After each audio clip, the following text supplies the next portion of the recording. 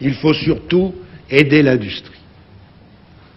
Ce qui veut dire lui donner les moyens matériels, financiers de son développement. Ce qui suppose une politique fiscale, une politique de crédit, une politique de l'épargne qui favorise l'investissement.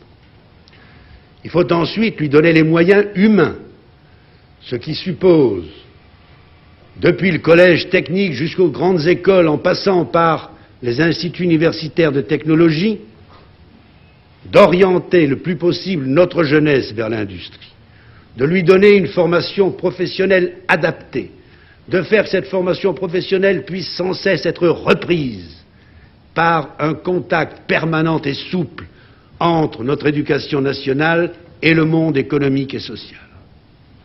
Il faut ensuite donner à cette industrie les moyens, je dirais, psychologiques de son développement, en la libérant des contraintes excessives, des contrôles a priori, et à condition qu'à tous les échelons de ces entreprises, on soit pénétré de l'indispensable notion de rentabilité. Alors je sais bien qu'il y en a qui trouvent que la rentabilité, c'est une notion basse, honteuse. Eh bien, elle s'impose partout. C'est évident, le nier, c'est puéril. Et la preuve, c'est que les pays d'économie socialiste, pour l'avoir méconnu trop longtemps, ont ces dernières années pris un retard considérable par rapport aux pays d'économie libérale de taille comparable.